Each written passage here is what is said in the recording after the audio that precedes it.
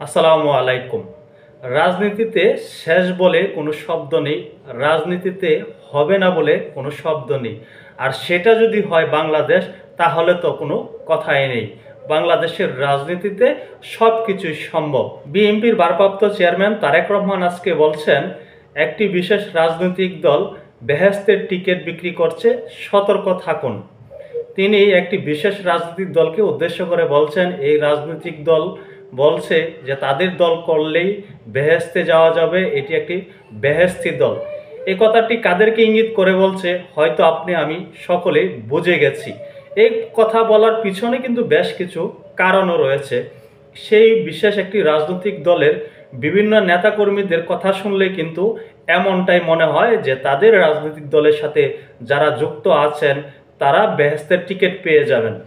আমাদের বাংলাদেশের একজন বিখ্যাত ইসলামিক বক্তা কিছুদিন আগে তিনি বলেছিলেন যে জামাতে ইসলামের আমিরের চেহারার দিকে তাকিয়ে দেখবেন, মনে হবে ফেরেশতা, সে যে মানুষ সেটি মনে হবে না।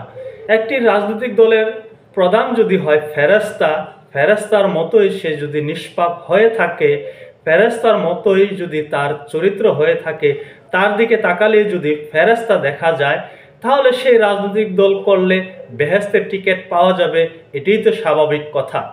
আমরা জানি জামাতে ইসলামের পক্ষ থেকে কিন্তু অনেকবারই বলা হয়ে থাকে, যারা ইসলামকে ভালোবাসে, ইসলামের আদর্শকে বিশ্বাস করে, ইসলামকে বুকে লালন করে, তাদের সকলের উচিত জামাতে ইসলামের রাজনীতির সাথে সম্পৃক্ত থাকা। তবে এ নিয়ে কিন্তু দ্বিমত রয়েছে। জামাতে ইসলামের যে রাজনৈতিক কালচার, এ নিয়ে কিন্তু ব্যাপক সমালোচনা রয়েছে, এটি কিন্তু আমরা প্রায়শই শুনতে পাই। অন্যদিকে আমাদের বাংলাদেশের অনেক হুজুরাই কিন্তু বলে থাকেন যে জামাতে ইসলামের রাজনীতি করা যাবে না, ইসলামে গণতান্ত্রিক প্রক্রিয়ার কোনো জায়গা নেই, জামাতে ইসলাম যে ধারায় রাজনীতি করে সেটি সম্পূর্ণ ইসলাম বিরোধী।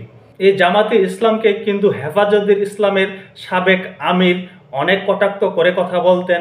তিনি এই দলটিকে শয়তানের দল হিসাবে আখ্যায়িত করেছিলেন। এই মুহূর্তে এসে বিএনপির ভারপ্রাপ্ত চেয়ারম্যান বলছেন, একটি রাজনৈতিক দল বেহেশতের টিকিট বিক্রি করা শুরু করেছে, আপনারা সতর্ক থাকুন। সতর্ক থাকার কি আছে? যদি তারা বেহেশতের টিকিট দেয়, সবাই তো বেহেশত চায়, পাপ করুক আর যাই করুক, দিন শেষে কিন্তু সবাই যখন পরকালের কথা চিন্তা করে সকলেই বেহেশতে যেতে চায়। এখন অনেকে হয়তো সে বেহেশতের টিকিট কাটতে যেতেও পারেন, আর যদি বেহেশতের টিকিট কাটতে যান তাকে তো আর বাধা দেওয়া যাবে না। তবে সতর্ক করা যায়, তাদেরকে বোঝানো যায় যে প্রকৃতপক্ষে কোনো রাজনৈতিক দলের সাথে থাকলে বেহেশতে যাওয়া যাবে না। তবে আমি এই বিষয়ে বিতর্কে যাব না। তবে কথাটি অনেকটাই মজা লেগেছে তারেক রহমান যেভাবে কথাটি বলেছেন। এই যে আমি পূর্বেই বলেছি, শুরুতেই বলেছি, রাজনীতিতে শেষ বলে কোনো কিছু নেই, রাজনীতিতে হবে না বলে কোনো শব্দ নেই। আর সেটি যদি হয় বাংলাদেশ, তাহলে কোনো কথাই নেই। এই জামাতে ইসলামের সাথে জোট করে কিন্তু বিএনপি এই দেশ শাসন করেছে, 5 বছর ক্ষমতার সুখ আহ্লাদ সব কিছু ভোগ করেছে, শাসন করেছে, ভালো মন্দ সব কিছু সেখানে রয়েছে। অনেক বিতর্ক রয়েছে, জামাতে ইসলামের বিভিন্ন নেতার কার্যক্রম নিয়েও কিন্তু বিতর্ক রয়েছে। তবু কিন্তু বিএনপি ওই সময় নিজেদের স্বার্থে, রাজনৈতিক স্বার্থে জামাতে ইসলামের সাথে ঐক্য করেছিল, জামাতে ইসলামের সাথে জোটবদ্ধ হয়েছিল। এই জামাতে ইসলাম যখন বিএনপি থেকে সরে গেল বা বিএনপি জামাতে ইসলাম থেকে সরে গেল, তখন থেকেই কিন্তু কাদা ছোড়াছুড়ি শুরু হয়েছে। এরপর থেকে আমরা দেখছি জামাতে ইসলাম নিয়ে বিভিন্ন রকম মন্তব্য আসছে বিএনপির পক্ষ থেকে। এদিকে জামাতে ইসলামও কিন্তু বিএনপিকে বিভিন্নভাবে ছোট করার চেষ্টা করে, খাটো করে কথা বলে থাকে, তাদের রাজনৈতিক আদর্শ নিয়ে অনেক মন্তব্য করে থাকে, অনেক কটূক্তি করে থাকে। যাই হোক, বিএনপির ভারপ্রাপ্ত চেয়ারম্যান যে কথাটি বলেছেন, সকলকে সতর্ক থাকতে বলেছেন। আমি তার সুরের সাথে সুর মিলিয়ে বলতে চাই, সকলের সতর্ক থাকা প্রয়োজন।